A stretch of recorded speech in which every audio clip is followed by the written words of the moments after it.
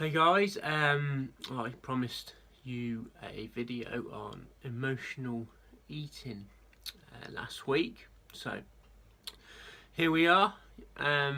Emotional eating, yes, that old chestnut. You know, people often associate emotional eating with, let's say, self-sabotage. So things are going quite well for you. You're pretty happy. You know, you're eating to plan, if whatever your plan may be, and then something happens and you go off the rails and it all goes wrong. And people often, call this self-sabotage, where I'm undoing all the work that I've worked really hard for, and it's just not fair because I've got to go back to the beginning, and what's the point? And then that often causes, other problems, and then other patterns start coming into play, and you just can't get anywhere, and you get frustrated, you get fed up, and you possibly think you're a little bit of a failure. So self-sabotage, for a start, self-sabotage doesn't actually exist. It's not really a thing. People have kind of created it to be a thing, and it's like kind of like a pattern that they then run through their mind that, yeah, I've messed it all up, I've self-sabotaged. There you go. Well, for a start, self-sabotage doesn't exist because people don't decide to, let's say, self-sabotage. They don't get up in the morning and go, today my intention is going to be mess it all up. Okay, you don't really have that pattern that you choose into. I'm not going to mess up my diet plan. I'm not going to mess up my life. It doesn't exist. So let's just begin by saying self-sabotage doesn't really exist. What does exist is how your brain works. Okay, now it's quite often said, and it's true, that we have two different versions of ourselves. Okay, I could go deeper into that, but let's just keep it there and simple, that there's two versions of yourself. There's you, the human, and then there's these animalistic brains going on. And when people, let's say, might self-sabotage, if we want to just call it that for now, it's often because they're in this animalistic part of their brain. And when you're in that part of the brain, you are reactive. And when you're reactive, you are using patterns from the past. You've lost control. You are in automatic. And as I've mentioned in the 4 levels of learning in the immersion program, where 5 to 10% of your mind is conscious, the other part of it, 90%, is subconscious, so you do most things automatically. So if you've got patterns that don't serve you, are negative, and make you do things you regret, when you go into this reactive state, you're going to be pulling out these old patterns that you've gone through in the past that aren't, like, quite simply, aren't serving you. So keep it short and sweet. Self-sabotage happens when you get reactive. You're in this part of the brain that doesn't serve you too well. Certainly when it comes to your fitness, your health and fitness-based goals, or actually moving forward and growing and doing anything logically. Okay, so you want to be spending more time in the human part of the brain. Now, that's not always that easy, but I'll talk a little bit more about that later. Anyway, let's crack on with this. So now I could go with all kinds of different angles on this, but I'm going to keep this health and fitness related for this group, and I'm going to talk about weight loss, fat loss, whichever way you want to call it. Now, a real big thing here that I see, certainly when it comes to emotional eating and possibly self-sabotage, it all kind of often relates around diets. We eat things or we drink things that we know aren't good for us. Okay, that's pretty much fair to say. So that works really well with a weight loss, fat loss goal. So here we go. What I see is that a lot of people kind of haven't really identified what healthy means to them. Okay, a lot of people go, well, I'm on a diet, I need to lose a bit of weight, I'm going to eat a certain way, and it's often, well, it's got to be 100% or not.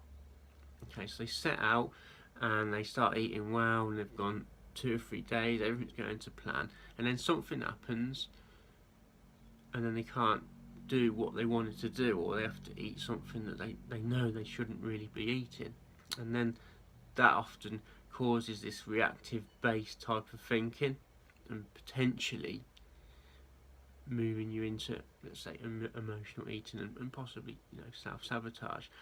So the first thing I'm going to say is, have you actually defined how you class, what you class as healthy eating? Because if you think healthy eating is eating 100% crystal clean, perfect meals, then I'm afraid you are in trouble. Because no one, I think pretty much no one, would always eat 100% clean, or wow, whatever, whichever way you want to define it. But if you've got that in your mind that that's how it needs to be, you're already going to come up against a brick wall. So the challenge here is just have a little think about, how do you define healthy? What's healthy for you? Now, I've said it a lot of times and I'll say it again, but eating 80% healthily throughout the week is pretty much all you need to do. If all you want to do is lose a bit of weight, get your energy back, feel good, fit into those jeans, fit into those dresses, that's kind of as simple as it needs to be. And if you're having 20, 21 meals a week, that leaves you about 3 or 4 that can go off plan. So already that gives you a lot of flexibility and a lot of leeway. So next time, if you're eating well, you're on a diet or whatever it is you're doing, and you have to eat something that isn't on plan, just think, well, that's 1 of 3 or 4 times that I could get away with not eating the thing that I actually wanted to do at the beginning of the day. So, how do you define healthy? Because people don't actually sit down to do this work. They don't think about it. What does healthy look like for you? And then also, what does healthy not look like for you? Okay, again, you've got to do both sides. And that's a good place to start, to be honest. Start thinking about what healthy looks like and what it doesn't look like. Because when the shit hits the fan a little bit at the office or at home, and you do choose into something that you didn't really want to do, then the guilt starts to disappear. And when the guilt starts to disappear, you start finding yourself coming back to human or being online and cutting the pattern out, rather than, oh God, it's all gone wrong, I'm in this reactive animalistic part of the brain, I'm just going to absolutely just steamroll the crap out of everything now, and and one meal is going to become a day, and then the day is possibly going to become a week, and I'm going to piss and moan about it, or all those kind of things, and before you know it, you've gone into this massive emotional eating pattern, self-sabotage, and you are then back to the beginning, or you are led to believe you're back to the beginning in your mind. So let's start with that one. Okay, now I'm going to end that video there because I didn't really know where this video was going to go. I just wanted to get started, and I want to keep them short, and this is coming up to 10 minutes, and I've got other things that I did want to say. So what I'm going to do, I've just decided I'm going to split this up. So this is the emotional eating stroke self-sabotage video, part 1, and I'm going to leave it there with how do you define what healthy is to you, and again remember, how does it not look like for you, and start from there. And I'll do a second video next week. Okay, right guys, I hope you get something from that. again, ask any questions around that, just pop them below, or ask me privately if you don't want to, you know, show up in that way. I'm happy to answer them and help you out. And yeah, I'll be back with the next video next week. Take care.